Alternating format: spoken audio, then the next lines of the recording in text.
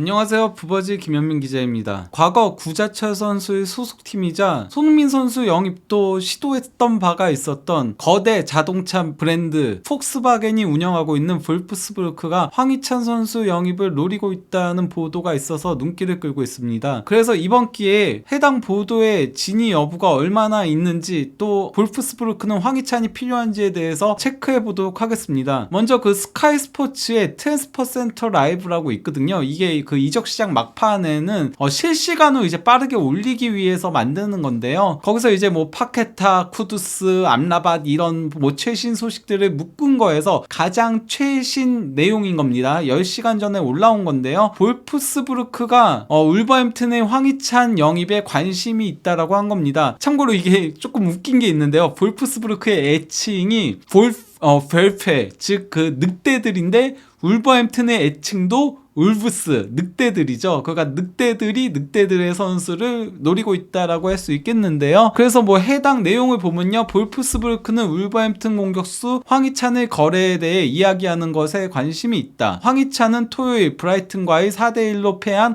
홈 경기에서 교체 출전해 이번 시즌 프리미어리그 첫 골을 기록했다. 황희찬은 울버햄튼으로 이적하기 전 함부르크 임대와 라이프치히를 통해 독일 경험이 있다라고 한 건데요. 그리고 이제 그 데일리 메일에서도 볼프스부르크 울버햄튼 공격수 황희찬의 분데스리가 복귀를 바라고 있다라고 하면서 두 개로 이제 요약해 놓은 것이 어떤 거냐면요, 독일팀 볼프스부르크가 울버햄튼 공격수 황희찬을 쫓고 있다라고 한 거고요. 황희찬은 지난해 1,400만 파운드의 이적료와 함께 울버햄튼에 합류했다라고 한 건데요. 사이먼 존스 기자가 쓴 건데 뭐 완전 그 데일리 메일 자체 그런 뭐 신뢰도는 그렇게 높지 못하잖아요. 근데 이제 그 사이먼 존스 기자는 그래도 데일리 메일 기자들 중에서는 어느 정도는 공신력이 있는 기자인 건데요. 여기서 이제 뭐 다른 내용들은 크게 다른 게 없고요. 이제 주목해볼 부분이 있다면 어떤 거냐면요, 황희찬은 울버햄튼 소속으로 65경기에 출전해 10골을 넣고 4도움을 올리고 있지만 선발 출전을 놓고 고전 중에 있다. 그는 지난 시즌 프리미어리그에서 울버햄튼이 강등을 피하는 동안 단 12경기에 선발 출전했고 15경기에선 벤치에서 시작해야 했다라고 한 건데요. 실제 기록을 놓고 보더라도 이제 맨 밑에 보시면은 프리미어리그 12경기 선발 15경기 교체로 되어 있긴 하죠. 다만 이거는 이제 그 로페테기 감독 부임 이전 브루누 라즈 감독 밑에서 조금 백업으로 나왔던 거가 크다 보니까, 그리고 또 이제 로페테기 감독 체제에서는 부상이 조금 잦았기 때문에 그런 거지, 그래도 로페테기 감독은 황희찬 선수에 상당히 중용했다라고 할 수 있겠습니다. 그러면서 이제 다시 내용으로 돌아가서, 그러나 울버햄튼 감독 게리 오닐이 마테우스 쿠냐와 파비오 실바의 공격 파트너십을 지지하면서 지금까지 이번 시즌 62분 출전 기록만 남기고 있다라고 한 건데요. 실제 62분 출전 기록이죠. 두 경기 다 교체 출전이고요. 그러니까 그 게리 오닐 감독이 4-4-2 포메이션을 쓰고 있는데 투톱으로 마테우스 쿠냐와 파비오 실바를 쓰고 있고, 이제 오른쪽 윙으로는 페드로 네투를 쓰면서 조금 돌파를 많이 시키고 있고, 왼쪽 윙에는 미드필더인 마테우스 누네스를 쓰면서 누네스가 조금 볼을 점유하면서 반대편으로 넘기면은 네투가 돌파하고 쿠냐와 파비오 실바가 마무리 짓는 형태로 가져가려고 하고 있다는 거죠. 물론 뭐 마무리가 잘 안 되고 있긴 하지만요. 그러면서 현 시점까지는 그래도 황희찬 선수가 주전 경쟁에서 다소 밀려난 상태로 보이긴 합니다. 다만 그 맨유하고의 개막전에서도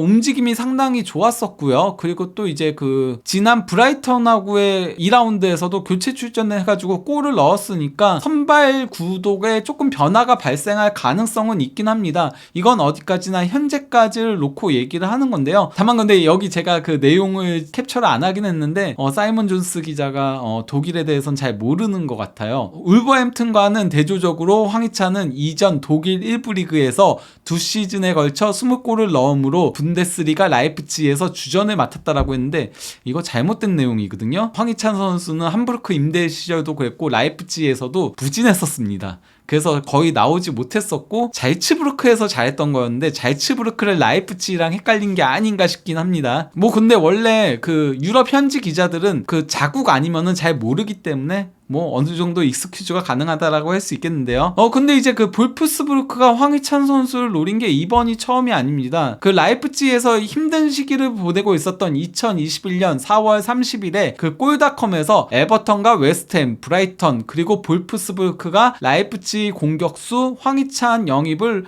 원하고 있다라고 보도가 나왔었거든요. 거기다 이제 볼프스부르크는 한국 선수들과 인연이 있죠. 뭐 구자철 선수가 처음 이제 독일 무대에 진출했던 것도 볼프스부르크였고요. 그러면서 이제 그 볼프스부르크 소속으로 34경기에 출전해서 2도움을 기록하긴 했었죠. 그때 구자철 선수는 어렸다 보니까 그렇게 출전 시간을 많이 얻지는 못했었습니다. 그리고 이제 홍윤상 선수가 볼프스부르크 소속에 있었으나 1군 데뷔는 하지 못한 채 포항 스틸러스로 이적하기에 이르렀죠. 여기에 더해 볼프스부르크는 2016년 여름 이적 시장 당시 손흥민 영입을 시도했었습니다. 이거는 실제 서류를 넘겼던 거였어요. 총 이적료는 2,400만 파운드, 유로로는 3,000만 유로인 건데요. 그때 이제 그 볼프스부르크가 바스도스트가 떠나면서 손흥민을 주포로 활용하기 위해 영입을 노렸던 거였습니다. 하지만 이제 토트넘 측에서 볼프스부르크의 이적 제안을 거절하면서 남게 된 건데요.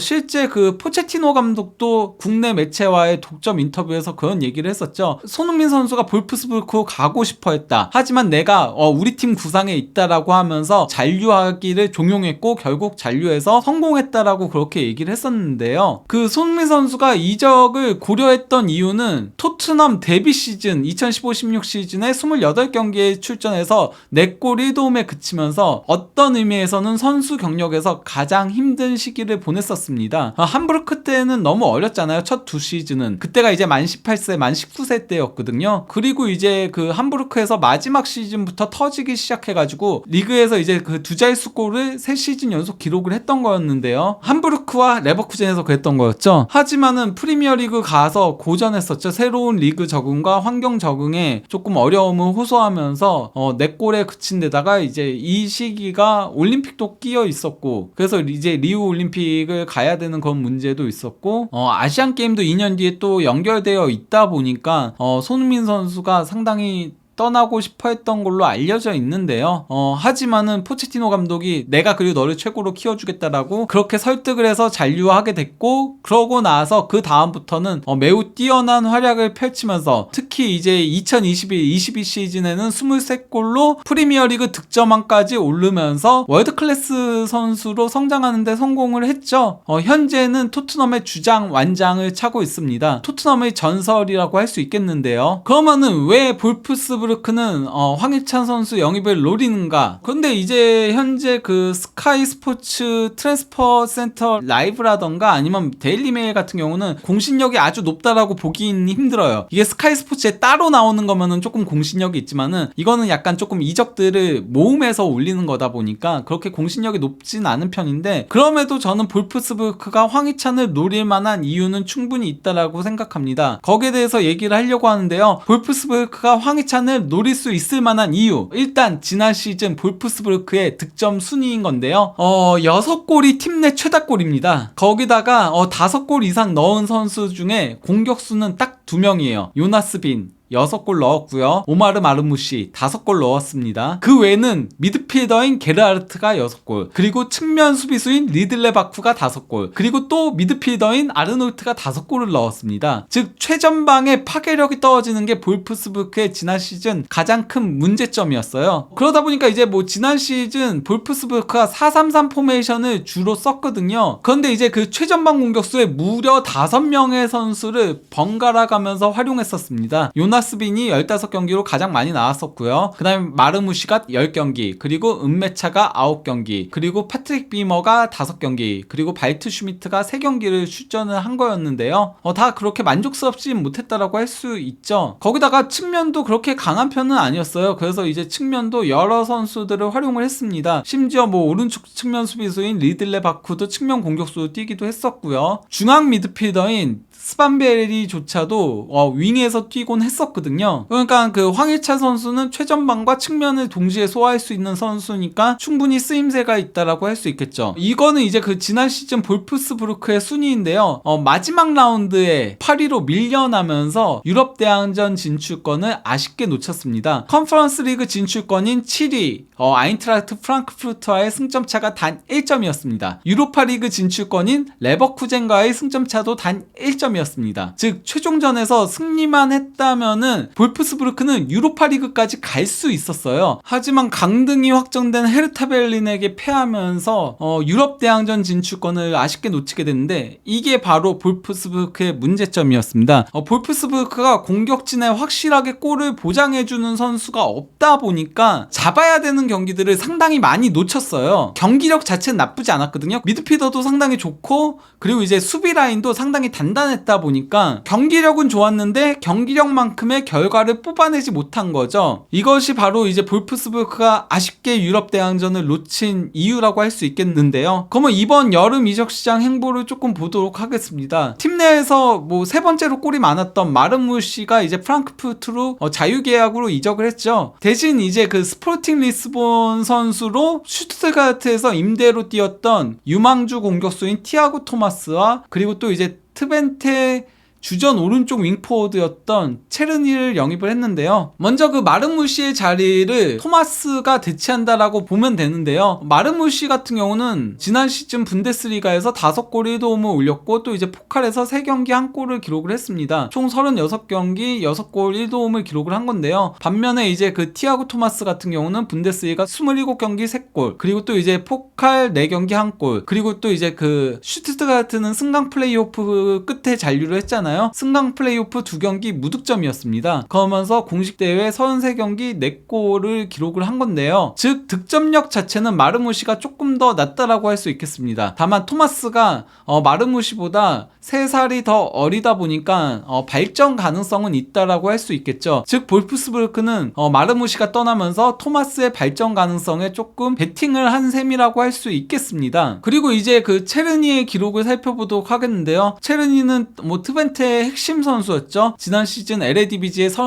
2경기에 출전해서 13골 11도움을 기록했습니다. 다만 이제 그 LADBG에서 분데스리가로 넘어오는 거잖아요. LADBG보다는 분데스리가가 한 수준 위의 리그다 보니까 조금 적은 가능성을 지켜봐야 되죠. 당장 주말에 있었던 승격팀 하이덴하임하고의 분데스리가 개막전에서 체르니는 좀 부진을 보이면서 교체 아웃됐습니다. 선발 출전했지만요. 그러면 현재 그 볼프스부르크의 공격수 숫자를 살펴보도록 하겠습니다. 일단 뭐 최전방 공격수 뛸 수 있는 선수는 요나스 빈과 루카스 은메차와 티아고 토마스 이렇게 3명이 있습니다. 다만 은메차는 부상이 너무 잦은 게 문제예요. 사실 원래 볼프스부르크의 주전 공격수는 은메차가 내정이 되어 있었거든요. 이 선수가 이제 독일 대표팀까지 승선했었잖아요. 하지만 부상이 너무 많기 때문에 조금 불안 요소가 있는 선수라고 할 수 있겠고요. 그리고 또 이제 측면 자원우는 파트릭 비머와 체르니 그리고 카민스키 이렇게 3명이 있다라고 할 수 있겠습니다. 그러니까 뭐 더블 스쿼드를 구축을 하려면은 측면 자원이 한 명 더 필요하다라고 할 수 있겠죠. 막시밀리안 필립 같은 경우는 지난 시즌 전반기 볼프스부르크에서 3경기 115분 출전이 전부였고요. 후반기에는 브레멘우 임대 갔으나 거기서도 이제 15경기 433분을 출전하면서 한 골밖에 넣지 못했어요. 즉 막시밀리안 필립은 방출 대상이라고 할 수 있겠죠. 그리고 이제 유망주인 리아네스 같은 경우는 지난 시즌 오스트리아 2부 리그로 임대를 가서 20경기 5골 2도움이 전부였습니다. 심지어 부상이고요. 그러다 보니까 이 선수도 1군감으로 보기는 힘들다라고 할 수 있겠죠. 오스트리아 2부 리그에서도 그렇게 뭐 눈에 띄는 모습을 보여주지 못했으니까요. 그리고 이제 뭐 백업 최전방 공격수인 유망주 만 18세밖에 되지 않았습니다. 2005년생인데요. 제난 페이치노비치 같은 경우는 지난 시즌 볼프스부르크 19세 이하 팀 소속이었고요. 분데스리가 한 경기 10분 출전이 전부였습니다. 즉 아직까지는 1군 자원이라고 보기 힘든 부분이 있겠죠. 그러면 이제 그 볼프스부르크의 개막전 기록을 살펴보도록 하겠습니다. 최전방 공격수 선발 출전한 요나스 빈이 2골을 넣으면서 하이덴하임에게 2대0 완승을 거두긴 했습니다. 다만 이게 맹점이 있는데요. 상대팀이 승격팀이에요. 거기다가 하이덴하임은 하브리그 팀 선수들이 주축을 이루고 있습니다. 즉 객관적인 전력이 상당히 떨어지는 팀입니다. 그런 하이덴하임 상대로 홈에서 2대0 승리다? 이게 아주 만족스러운 결과라고는 할 수 없고, 더 강한 팀을 만나거나 한다면은, 아니면 더 수비적으로 내려앉는 팀을 만난다면은, 그러면 이제 그 득점의 문제를 드러낼 위험성이 있는 거죠. 거기다가 이제 비머와 체르니 이 둘 다 그렇게 만족스러운 모습을 개막전에 보여주지 못하면서 교체 아웃됐습니다. 거기다가 더 큰 문제가 이 경기에서 교체 출전한 케빈 파레데스가 또 부상을 당하면서 장기간 결장이 불가피한 걸로 알려져 있습니다. 그래서인지 이제 그 볼프스부르크가 폴란트 영입도 시도를 했었거든요. 하지만은 폴란트 영입이 실패로 돌아갔습니다. 이거는 볼프스부르크가 여전히 최전방과 측면을 동시에 아우를 수 있는 선수 영입을 노리고 있다라는 소리인 겁니다. 폴란트가 바로 이제 최전방과 측면을 동시에 뛰는 선수거든요. 황희찬 선수가 그 프로필에 딱 맞다라고 할 수 있겠죠. 다만 이제 그 황희찬 선수의 이적 변수는 저는 울버햄튼보다도 황희찬 선수의 마음에 있다라고 봅니다. 울버햄튼은 만약에 볼프스부르크가 이적료를 제시를 한다면은 그거만 판매할 걸로 봐요. 왜냐면은 현재 울버햄튼이 FFP 룰에 문제가 있거든요. 그래서 이번 여름에 선수들 대거 팔았죠. 그게 현재 울버햄튼이 선수층이 굉장히 얇고 로피테기 감독이 개막을 3일 앞둔 시점에 자진 사임하게 됐던 이유로 작용하기도 했죠. 물론 뭐 상호 합의하에 사임이긴 했었지만 말이죠. 주장인 후백 네베스도 판매를 했고, 또 이제 코너 코디도 팔았고, 네이선 콜린스도 팔았고, 수비수인, 그리고 또 이제 그 공격수들 중에서도 히메네스, 그리고 디에고 코스타, 아다마 트라우레 같은 선수들을 떠나보냈습니다. 거기다 포덴세도 현재 그 판매하려고 한다는 얘기들이 있고, 게데스도 벤피카 이적설이 있죠. 여전히 그 게데스랑 포덴세를 판매하려고 한다는 거는 팀이 자금이 더 필요하다는 소리인 겁니다. 그렇기 때문에 만약에 게데스와 이제 포덴세 이적이 난항을 겪는 가운데 황희찬에 대한 적절한 오퍼가 오면은 판매할 가능성이 충분히 있다는 거죠. 포덴세 같은 경우는 셀틱이 영입하려고 하는데 연봉을 맞춰주기 힘들다는 얘기를 제가 들었습니다. 다만 이제 황희찬 선수가 독일하고는 그렇게 조금 궁합이 맞지 않은 편에 속했어요. 오스트리아와 독일이 환경적으로도 상당히 비슷하고 언어도 같은 독일어를 쓰는데 오스트리아에서는 굉장히 좋은 활약을 펼쳤으면서도 정작 독일만 오면은 죽을 썼습니다. 2부 리그였던 함부르크로 임대를 왔었을 때도 20경기 2골 2도움에 그쳤었고요. 그 라이프치히에서도 20경기 1도움이 전부였죠. 그러니까 2021 시즌 초반에 조금 2경기 나왔다가 이적했으니까요. 울버햄튼으로 임대 갔다가 완전 이적한 케이스인 거죠. 그러면 만약 황희찬 선수가 이적 시에 예상 라인업을 살펴보도록 하겠습니다. 일단 뭐 그래도 기본적으로 최전방은 요나스 빈과 토마스, 그리고 또 이제 은메차까지 뛸 수 있다라고 할 수 있겠죠. 그리고 황희찬 선수는 오른쪽 윙 자리를 놓고 체르니와 경쟁을 할 걸로 보입니다. 왼쪽 윙은 비머와 카민스키가 경쟁 구도를 그릴 걸로 보이고요. 또 이제 미드필더는 마이에르를 영입하면서 중원이 마이에르, 아르놀트, 게르하르트, 그리고 스반베리까지 주전급 4명을 보유하고 있습니다. 다만 이제 그 브랑크스는 조금 약하죠. 밀란에 임대 갔다가 부진하고 복귀했으니까. 그리고 뎁스가 조금은 얇은 편이라고 할 수 있겠습니다. 다만 4명의 선수의 클래스는 정말 준수하다라고 할 수 있겠습니다. 그리고 또 이제 왼쪽 풀백은 멜레와 호제리오. 근데 멜레가 이제 일단은 주전으로 중용될 걸로 보이고, 오른쪽 풀백은 바쿠에 더해 백업이 피셔, 그리고 중앙 수비는 체지거와 라크루아가 센터백 파트너를 설 걸로 보이는 가운데 보르나우와 옌츠가 백업을 설 걸로 보이고요. 골문은 카스테스 골키퍼가 지킬 걸로 보입니다. 그러면은 이번에는 볼프스부르크의 황희찬 선수 영입설과 관련한 내용을 가능성이 얼마나 있는지에 대해서 체크를 해보았습니다. 이적 시장 마지막까지 그 어떤 일도 발생할 수 있으니까요. 혹시라도 더 추가적인 보도가 있거나 좀 공신력이 높은 보도들이 나온다면은 그때 다시 한번 소개해 드리도록 하겠습니다. 그러면 이쯤에서 이번 영상을 마무리하도록 하겠습니다. 감사합니다.